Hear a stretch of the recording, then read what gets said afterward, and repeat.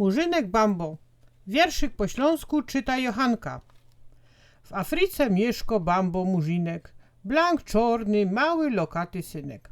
Czorno mo matka, ojca czornego, ujka i ciotka, dziadka i każdego. Mo piękno chałupa, by ją zbudować, trzeba mieć patyki, deski i trowa. Bo przeca lepszej chałupy nie trzeba, jak się rok cały hycle je z nieba. Beztuż to sangie są Afrykony i mało kiery je obleczony. Beztuż fez dużo se uszporują, bo czopek, mantli nic nie kupują. Bambo murzynek to mądry synek i nimo w szkole samych jedynek, bo się mądrości wkładał do głowy w swej afrykańskiej szkole zetrowy. W szkole tej nie ma ławek, tablicy i gimnastycznej sali by ćwiczyć.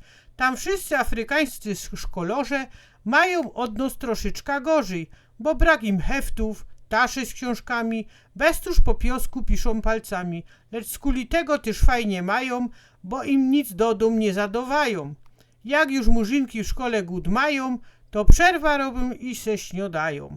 Ani mają taż ze sznitami, ani sklepiku z kołoczkami. Głodny murzynek se w las zaleci, by se na drzewie fest pomaszkecić. Może se urwać figi, daktyle lub po banany na drzewo wyleźć. A jak go suszy, to zamiast coli na feście wielkopalma w gramoli, kaj się napije bardzo zdrowego mleczka z orzecha kokosowego. My tu na Śląsku, czy tam daleko, czy za 7 górą, za 7 rzeką, mieszkają ludzie, każdy w swoim domu i to nie wadzi przeca nikomu, że jeden kołocz, a inny daktyle. Porozmyślej się o tym choćby bez chwilę.